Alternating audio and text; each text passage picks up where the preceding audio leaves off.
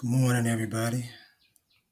Once again, I'm your host, the Supreme Litigant, and I'm back again with another video. Before I begin, I want y'all to go ahead and pound that subscribe and that like button if you haven't already.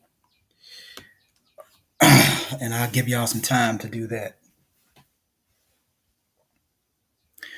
Okay, in this video, I'm just going to show y'all about 4 or 5 oaths of office just to show y'all how they look. Some of them may look different, but it doesn't matter because it's always substance over form. Doesn't As long as it says what it's supposed to say. In other words, as long as it has the ingredients, then it would be considered a valid oath. So this is an oath. I'm sure it had to be verified and stuff like that.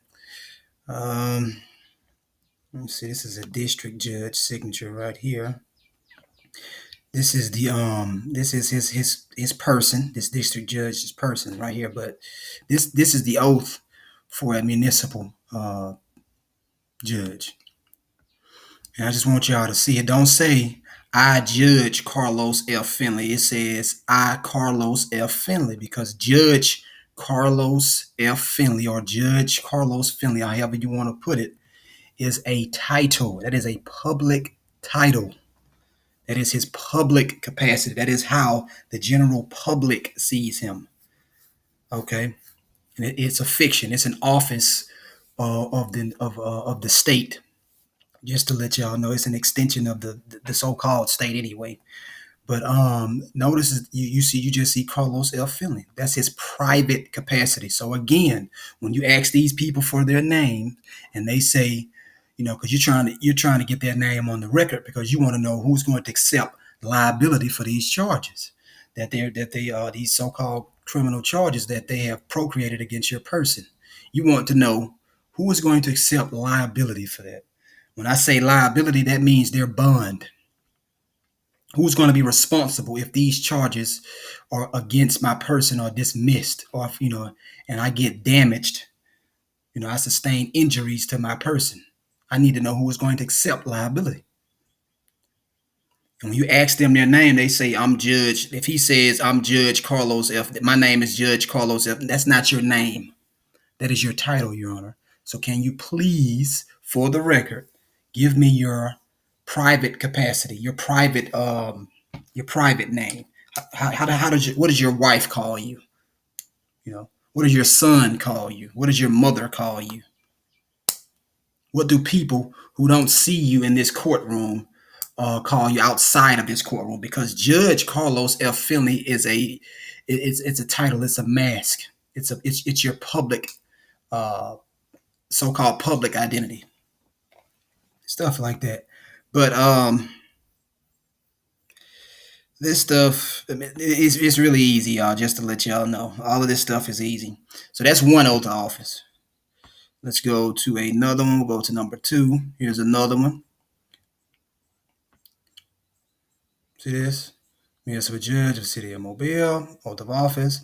Notice it doesn't say Judge Shabani Hall. It says I Shabani Hall, because these are two different capacities. Judge Shabani Hall is public. Shabani Hall is private. Judge Shabani Hall is Shabani Hall's mask that she is using to do business in the public. That's her mask. It's a fiction. That's her juristic person, her legal person, her juridical a juridical person, something like that. If y'all know what I'm talking about. Let's see. And another judge or whatever. This is in 2018. But I really, this video is not going to be too long. I'm not going to make it too long. I just want y'all to see. Just want you to see. All right, here's another one. Let's see. This is an oath of office. This one was done in January of this year. So her oath is registered. It looks like with the probate court. As a matter of fact, it looks like all of their oaths are registered with the probate court. Come to think of it. What is it? State of Alabama, County of Mobile, Circuit 13, Judicial Circuit, Mobile County. Let's see. I, GLP Phillips, solemnly swear or affirm, as the case may be, that I will support the Constitution of the United States and the Constitution of the state of Alabama. This just goes to prove that there are two different citizenships. There's two. Because if the United States and Alabama were the same, why are there two constitutions? As a matter of fact, if all of the states in the United States were the same, why are there two constitutions? Why?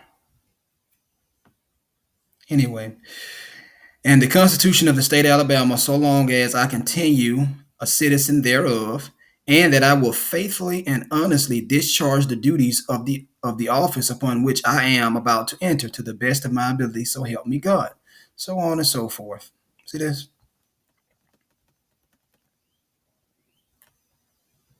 So if I were you, when you're dealing with judges like this, you always want to get their name. Always want to get their name. Ask them, Your Honor, has the prosecution is the prosecution prepared to pledge her or his bond as collateral in this case? What bond are you talking about, sir? This is not an appeal. What do you mean? Bond, their promise, their insurance that's registered with the Department of Risk Management. That bond, Your Honor, that blanket bond that they're covered under. See, Your Honor, I have a copy of that bond, and I just need to know who is going to accept liability for these charges. So, if you don't mind, can you direct the prosecutor to read the charges into the record?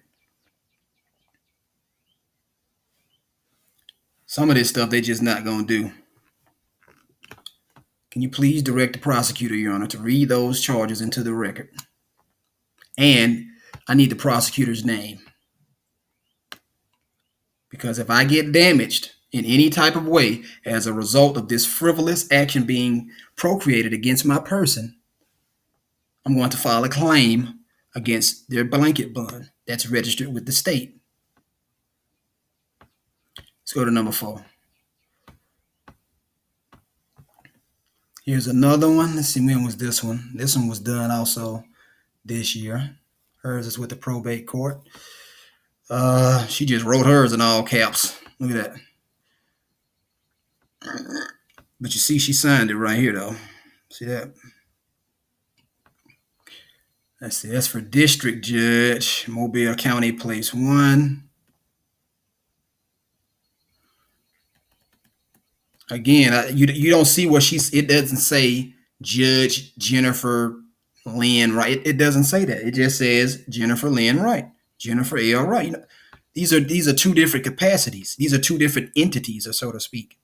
Well, this is the natural woman, the living flesh and blood woman. The other one, the rest of this stuff they're just titles. They're legal fictions, legal persons, juristic persons, juridical persons.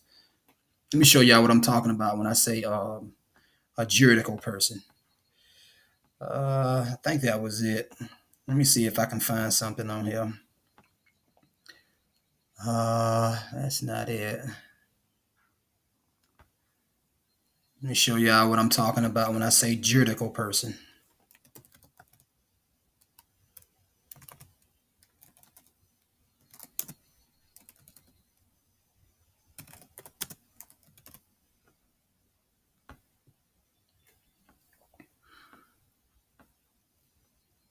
Okay, here it is right here. The term juridical person is used in the sense of an entity having the capacity of the potential to act legally and constituted either by a collection or a succession of physical persons or a collection of properties. Here's another one right here. Juridical person is a non-human legal person that is not a single natural person, but a organization recognized by law as a fictitious person. Just an example. Just an example to show y'all what this stuff is, man. I'm gonna do one more video after this, and that'll be it for today. But I just want y'all to see these oaths of office. I really just want y'all to see this stuff. These are two different capacities. So when you ask these people their name, do not let them say, my name is Judge such and such and such. That's not your name. That's your title. That's your public person. That's your mask that you're using, that you were given to by the state. And you're using this mask to do business with these people in this courtroom. That is what you're doing. They're doing business with you. Somebody has filed a lawsuit against your person for allegedly breaching public policy, not law, policy. In my opinion, the term policy is corporate in nature. Policy. All corporations have a policy. Policy is not law and cannot be considered law unless you are an employee. Then it would have the same effect as law if that policy is applicable to you. Do y'all see what I'm saying? Walmart can't enforce their corporate policy on anybody unless you work at Walmart. And as far as their bylaws go, those bylaws aren't applicable to you unless you are some type of partner within that organization, if that makes sense. But anyway, that will be the end of this video.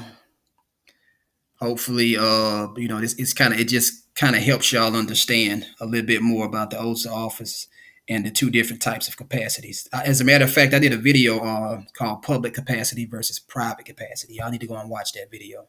It's on my channel. Supreme Litigant is out. Peace.